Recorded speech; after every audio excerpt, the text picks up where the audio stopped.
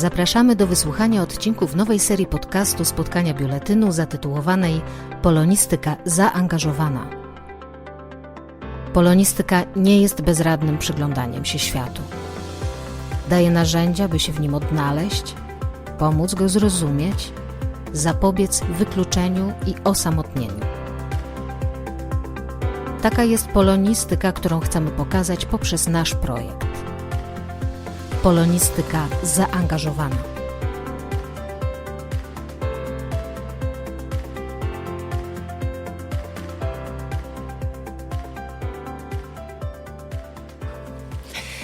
Dzień dobry. Zapraszamy na rozmowę o niezwykle interesującej postaci, o pierwszym i jak się okazuje ostatnim polskim płciowniku. A co to znaczy, to o tym posłuchamy. Ja nazywam się Marta Chojnacka-Kuraś, a moją rozmówczynią będzie pani Zofia Dulska, studentka Wydziału Polonistyki Uniwersytetu Warszawskiego, absolwentka studiów licencjackich na kierunku Filologia Polska, tegoroczna absolwentka, która kontynuuje edukację polonistyczną na studiach magisterskich na ścieżce językoznawczej praktycznie od początku. I od kilku lat w tej drodze pani Zofii towarzyszy postać, właśnie ta, o której będziemy dzisiaj mówić, postać Stanisława Kurkiewicza, krakowskiego lekarza, internisty, seksuologa, takiego prekursora polskiej seksuologii, możemy powiedzieć, wizjonera, człowieka o niezwykłym podejściu do nauki, do tego wycinka wiedzy, który sobie wybrał i do języka. I chciałabym, żebyśmy może zaczęły naszą rozmowę od takiego zarysu postaci Stanisława Kurkiewicza, bo ja, prawdę mówiąc, poznałam go dzięki pani Zofii. Wcześniej o nim nie słyszałam i mam wrażenie, że wielu naszych słuchaczy również może go nie znać. Wobec tego, kim był Stanisław Kurkiewicz? Czym się zajmował? Dzień dobry. Kurkiewicz zajmował się jako lekarz badaniem ludzi, a mianowicie jego zakresem zainteresowań, tak jak pani wspomniała, była właśnie seksuologia. Jak on to właśnie nazywał, płciownictwo. Kurkiewicz był lekarzem internistą, który chciał w swoich badaniach właśnie zawrzeć to, jak istotna jest ta seksualność ludzka i zaczął, że tak powiem, z przytupem, ponieważ już podczas pracy w krakowskim Szpitalu Świętego Łazarza zbierał wywiady od swoich pacjentek, no i wypytywał je właśnie o różne doświadczenia seksualne, co im się nie do końca podobało. I właśnie mniej więcej w ten sposób wiemy, że zaczął swoje doświadczenie z tą seksuologią. Następnie po kilku perturbacjach, o których pewnie za chwilę będę mogła opowiedzieć trochę szerzej, otworzył własną praktykę lekarską, w której skupiał się już stricte właśnie na edukacji seksualnej i na badaniu tej seksualności ludzkiej. Bo dopowiedzmy może, w jakich latach żył i działał, bo to ważne. Tak, Stanisław Kurkiewicz żył na przełomie XIX i XX wieku. Urodził się w 1864 roku i umarł w 1921. Czyli właściwie mamy człowieka, jego działalność sprzed 100 lat ponad właśnie. Czyli mieszkał w Krakowie i tam przede wszystkim działał. To jeszcze myślę, że wrócimy do różnych wątków i ciekawostek, tak, z zakresu jego pracy. A jak to się właściwie stało, że pani się zainteresowała postacią Stanisława Kurkiewicza, jego działalnością? No bo tak, studia polonistyczne z jednej strony, tutaj mamy postać lekarza, to tak nie do końca jest oczywiste połączenie. Ja się zainteresowałam tym Kurkiewiczem dlatego, że na jednych zajęciach fakultatywnych na tak zwanym na UW Ogunie trafiłam właśnie na zajęcia dotyczące ewolucji języka. Były zajęcia, które miały pokazywać, że ktoś próbuje wprowadzić zmiany w języku i one się udają albo się nie udają. No i Kurkiewicz był właśnie przykładem nieudanych zmian językowych.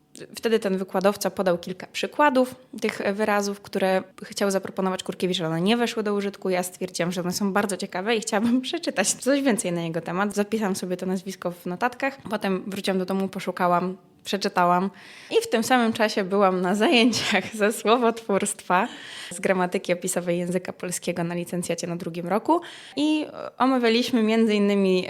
słowotwórstwo w języku w medycynie i chciałam też podpowiedzieć taką ciekawostkę, że ostatnio czytałam o Kurkiewiczu, który też chciał jakieś zmiany w tym języku medycznym wprowadzić i pani prowadząca tych zajęć poprosiła mnie właśnie, żebym zrobiła referat na ten temat. Właśnie nie wiem, czy mogę mówić, że to była pani. O, już przyznajmy się, tak się tutaj uśmiechamy do siebie znacząco. Tak, to właśnie pani Marta Chojnacka-Kuroś zaproponowała, żebym zrobiła referat na ten temat.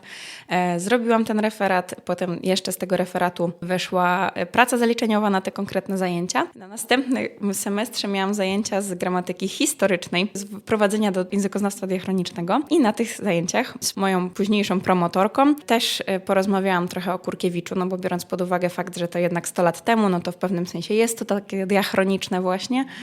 Zaproponowałam, zapytałam się, czy tematem mojej pracy zaliczeniowej na te zajęcia również może być Kurkiewicz, ale z innej perspektywy. Pani Agnieszka Piotrowska wyraziła na to zgodę i to już na tym etapie miałam 2 prace związane z Kurkiewiczem i pod koniec semestru zapytałam się pani Agnieszki, czy nie chciałaby być moją promotorką, bo stwierdziłam, że ten temat mi się tak spodobał i słowotwórczo, i pod kątem tej historii całej tego Kurkiewicza, że chciałabym wpisać z tego licencjat. Bo też ważne jest to, że ja przyszłam na polonistykę trochę nie wiedząc, z czym chcę się zająć. Wiedziałam, że mi się to podoba, wiedziałam, że chcę tu być, tylko nie wiedziałam, na czym chcę się skupić. No i właśnie okazało się, że to Kurkiewicz wyciągnął sam do mnie rękę tak naprawdę. Niesamowita jest ta historia. I właściwie wniosek z tego taki, że ogólny są ważne, bo to w sumie od tych zajęć ogólnouniwersyteckich, prawda, które są taką odskocznią, prawda, od naszego codziennego jakby planu zajęć, to się zaczęło. Czyli jakby ta pani refleksja nad Kurkiewiczem dotyczyła przede wszystkim jego języka i to była taka perspektywa, no diachroniczna rzeczywiście, no bo 100 lat temu, no to jednak jest, prawda, już język trochę historyczny. Czyli takie prace zaliczeniowe, tak? Czy coś jeszcze pani z Kurkiewiczem zrobiła wspólnie? Jeżeli chodzi o tę pracę, to pierwsza właśnie dotyczyła stricte analizy 3 konkretnych wyrazów. Płciownik, płcić i płciwo, bo właśnie od tych wyrazów pochodzących od słowa płeć. Druga praca była związana z bardziej takim ujęciem słownikowym, ponieważ Kurkiewicz wydał własny słownik. I ujęcie słownikowe w tle i jak wyglądał ten zakres tematyczny, jak wyglądała realizacja tego zakresu tematycznego w konkretnych słownikach, właśnie ze względu na to podejście diachroniczne. No i z Kurkiewiczem też pojawiłam się na konferencji naukowej w tym roku we wrześniu.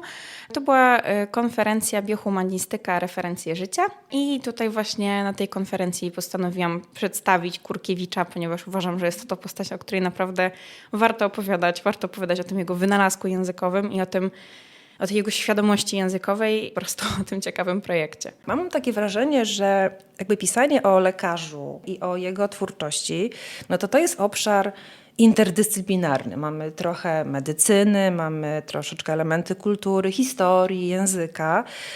I jak tutaj pani ocenia, czy na studiach polonistycznych da się rozwijać swoje zainteresowania, które są takie trochę na styku różnych dyscyplin? Czy studenci właśnie mają takie wsparcie, żeby zajmować się tym, co ich naprawdę interesuje, a co niekoniecznie jakoś tak wpisuje się jednoznacznie w dyscyplinę taką czy inną? Jak najbardziej. Uważam, że studia polonistyczne są wręcz genialne do tego typu rzeczy. Tym bardziej, że ogólnie na Uniwersytecie Warszawskim jest możliwość też rozwijania zainteresowań jakichś pobocznych właśnie w związku z ogunami czy z kołami naukowymi.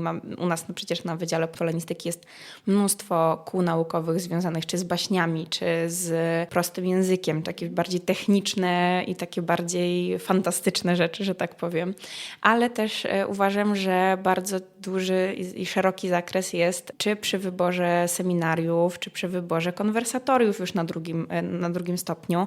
W tym roku, jeżeli się nie mylę, mamy bardzo szeroki ten zakres konwersatoriów, poczynając na języku medycyny przez gry komputerowe jako teksty interdyscyplinarne właśnie i kończąc na języku polityki, czy przechodząc właśnie jeszcze gdzieś tam przez dyskursy kobiety, romantyzmu i tak dalej, więc to naprawdę każdy znajdzie coś dla siebie i wydaje mi się też, że u nas świetnie złożyło się tak, że mamy naprawdę dydaktyków z powołania i tutaj zawsze można znaleźć wsparcie w wykładowcach, którzy nawet jak nie zajmują się tą konkretną rzeczą, która nas by interesowała, są w stanie powiedzieć, ja może nie wiem, ale podejdź do tej i tej osoby i na pewno ci pomoże, a jak nie, to chociaż da bibliografię. Czyli jakby tematy tych konwersatoriów pokazują, że tutaj też otwieramy się na interdyscyplinarność. To wielka ulga, także dla mnie. I chyba najbardziej mnie poruszyło konwersatorium w tym roku Język i Medycyna, właśnie, że w ogóle jest takie konwersatorium. No i to o tych grach komputerowych, no bo jednak prywatnie jestem osobą, która lubi grać w gry. To też jest taki ciekawy tekst kultury, gra komputerowa po prostu. I oczywiście język jako budulec wszelkich tekstów kultury dla nas jest tutaj najważniejszy. A to jeszcze może wróćmy do Stanisława Kurkiewicza. Mówimy, że człowiek troszkę może zapomniany, nie do końca znany, ale już jakieś prace naukowe o Kurkiewiczu powstały, prawda? Ktoś już się nim zajął, ktoś o nim pisał. Jakby mogła Pani troszkę o tym, kto do tej pory dotknął w ogóle Kurkiewicza i zajmował się nim i od jakiego punktu widzenia na niego spoglądał? To tak, przede wszystkim pierwsza osoba, która w ogóle napisała cokolwiek o Kurkiewiczu, to był Tadeusz Bojżeleński, którego raczej polonistom, nie tylko nie polonistom, nie trzeba przedstawiać. I co ciekawe, Tadeusz Bojżeleński znał Kurkiewicza osobiście. We wspomnianym przeze mnie wcześniej Szpitalu Świętego Łazarza w Krakowie się poznali jako współpracownicy tego właśnie przybytku. No właśnie, bo Bojżeleński też był lekarzem z wykształcenia, Dokładnie. prawda? Znamy go raczej jako takiego twórcę literackiego, powiedziałabym, a tutaj Kurkiewicz wspólne doświadczenia zawodowe mają. No i właśnie Tadeusz Bojżeleński napisał 6 felietonów na temat Kurkiewicza. One były dosyć ciekawe i dosyć szerokie, jeżeli chodzi o ten zakres tematyczny, ponieważ one bardziej skupiały się na fenomenie freudyzmu, który właśnie w Polsce się rozwijał. Też warto wspomnieć, że te felietony wyszły w 1922 roku, czyli rok po śmierci Kurkiewicza. No i właśnie Bojżeleński zaznacza, że całkiem niedawno jeszcze żył Kurkiewicz, którego można by było nazwać polskim Freudem. Aczkolwiek, jak właśnie sam Bojżeleński zaznacza, raczej Kurkiewicz nie czytał Freuda i nie znał jego tekstów. Czy nie czytał i nie miał styczności, niestety nie stwierdzimy. Mówię tylko, jak tutaj Bojżeleński stwierdził. No i przez pierwsze 3 felietony Bojżeleński wypowiada swoje opinie na temat czy Kurkiewicza, czy freudyzmu, czy w ogóle całego tego ruchu, dokładnie tak. Ale później już zostawia wolną rękę, wolny język swoim odbiorcom tych felietonów, ponieważ właśnie te felietony bardzo mocno skupiały się na korespondencji czytelników Kuriera Warszawskiego z właśnie Tadeuszem Bojżeleńskim. Część tych felietonów składała się z listów właśnie od czytelników, i tam w tych listach również jest opinia dotycząca Kurkiewicza. Niestety jest to opinia negatywna w większości. A to byli ludzie, którzy znali Kurkiewicza? Nie, to byli ludzie, którzy poznali Kurkiewicza przez te felietony. Aha, i swoją opinię o człowieku, którego nie znali w sumie. Nie znali albo o nim słyszeli, no bo Kurkiewicz był znany jako lekarz w Krakowie i w sumie, jeżeli tak sobie spojrzeć na jeden z listów, no to można powiedzieć, że jeden z tych czytelników napisał list, w którym nie mówi wprost, że znał Kurkiewicza, więc tego niestety nie potwierdzimy na podstawie tego tekstu, ale wypowiada się na jego temat bardzo negatywnie, że w ogóle jest grafomanem i że nie powinien się wypowiadać, bo jest po prostu plecie androny, lekko mówiąc, na tematy seksuologiczne. A drugi list, który został wysłany do Bojżeleńskiego, opinia jest tam mniej więcej taka, a ja byłem w Krakowie 10 lat temu, powiedzmy, i pisałem książkę o osobach psychicznie chorych. Jakbym wiedział, że on tam był, to bym o nim też napisał. Gdyby rzeczywiście ten autor tego tekstu o psychicznie chorych poznał Kurkiewicza osobiście, to może dzisiaj znalibyśmy Kurkiewicza jako chorego psychicznie lekarza. Na szczęście tak nie jest. Może lepiej, że zaczynam mówić o Kurkiewiczu w ten sposób, niż że byśmy znali go właśnie jako chorego psychicznie. A sam Bojżeleński wypowiada się na temat Kurkiewicza różnie, ponieważ na początku raczej negatywnie, raczej się trochę z niego wyśmiewa, ale już na przykład w tym trzecim tekście, tym ostatnim, widać, że tak pokornie do tego trochę podchodzi. Właśnie z taką pokorą, że jest mu przykro. On chciał tylko wyciągnąć na światło dzienne tego Kurkiewicza, przedstawić, że on jest, a tutaj nazwali go matołkiem i psychopatą i nie o to mu chodziło, ale też zwraca uwagę, że może to właśnie lingwiści powinni się zająć sprawą Kurkiewicza. No i właśnie a propos lingwistów, to potem też są teksty dotyczące Kurkiewicza, ale zanim lingwiści zajęli się Kurkiewiczem, to w 2005 roku Andrzej Debko napisał artykuł dotyczący właśnie historii seksuologii i tam zaznaczył, że... Andrzej Debko jest seksuologiem też, tak, specjalistą. Tak. On jest w ogóle w tym momencie chyba jest nawet biegłym seksuologiem, jeżeli się nie mylę, no więc to też jest ta ranga podniesiona. No i on właśnie napisał artykuł w czasopiśmie Przegląd Seksuologiczny w którym właśnie opowiadał o pionierach seksuologii, między innymi właśnie o Kurkiewiczu. I tam zaznaczył właśnie, że ten Kurkiewicz że on był bardzo istotny dla polskiej seksuologii i że nie można o nim zapominać, że należy właśnie oddać mu ten szacunek, tak, to miejsce w poczcie seksuologów. Ale jeżeli chodzi o jego opinię Andrzeja Debko na temat wynalazków Kurkiewicza, no to raczej była to opinia negatywna, ponieważ właśnie mówił, że te wynalazki są śmieszne, nazbyt robione. W sensie wynalazki mam na myśli słowa, które wytworzył Kurkiewicz, które właśnie planował wprowadzić do języka polskiego, co jak już wspomniałam mu niestety nie wyszło. No i mówi, że właśnie są nazbyt robione. Ja osobiście uważam, że nie są. Przekombinowane? Tak, prawdopodobnie przekombinowane właśnie. No a jeżeli mówimy już o tych językowych aspektach, no to właśnie językoznawcy również się zajęli tym tematem. W 2011 roku Marcin Dżajkowski napisał artykuł dotyczący Kurkiewicza, w którym podjął próbę analizy słowotwórczej, takiej bardzo delikatnej, pojedynczych, naprawdę niepowiązanych ze sobą wyrazów, no i takiej analizy semantycznej. Podzielił właśnie na grupy semantyczne na podstawie słowników seksuologicznych, które teraz już mamy w Polsce. Tak? W 1990 i w 1999 wyszły 2 takie słowniki związane z terminologią seksualną. No i po Marcinie Czajkowskim powstała jeszcze praca Beaty Jarosz, która już skupiała się stricte na słowniku płciowym, słowniku terminów płciowych Kurkiewicza i to jest właśnie takie ujęcie leksykograficzne bardziej. Czyli jak ten słownik jest zbudowany, tak? Jak hasło jest pomyślane. A co pani podejście do twórczości Kurkiewicza wnosi jakby nowego czy innego w porównaniu do tych prac, które już powstały i na czym to podejście tak szczerze polega i co pani chciałaby zbadać? Nikt właśnie wcześniej za bardzo nie analizował całości tej twórczości Kurkiewicza z perspektywy słowotwórczej, no bo właśnie Kurkiewicz używa bardzo prostych narzędzi słowotwórczych. Przypominam, że on nie był lingwistą, więc on to tworzył wszystko na podstawie jakiejś analogii.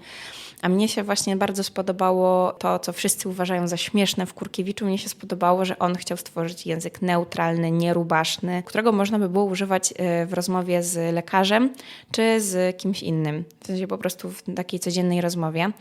No, omijając też tabu językowe, więc to jest dla mnie bardzo ciekawe.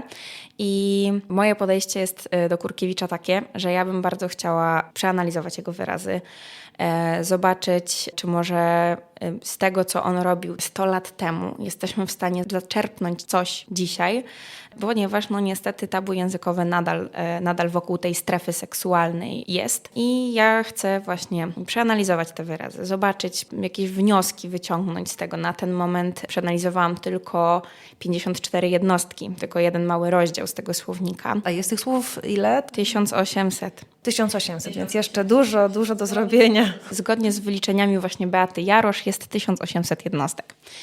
Więc ja to naprawdę zajęłam się ułamkiem, ale właśnie mam zamiar opisać wszystkie 1800. Chciałabym zobaczyć, czy jesteśmy w stanie właśnie coś przyjąć w języku obecnym. No i mam zamiar może zbudować taką podstawę do tego, żeby stworzyć język neutralny, żeby nie musieć opierać wszystkiego na tabu i na metaforach językowych wokół seksuologii i tematów związanych z taką intymnością. Jest co robić i jest to potrzebne, bo chyba rzeczywiście tabu nadal nas trzyma w tej sferze. Także powodzenia w tej działalności. Dziękuję bardzo.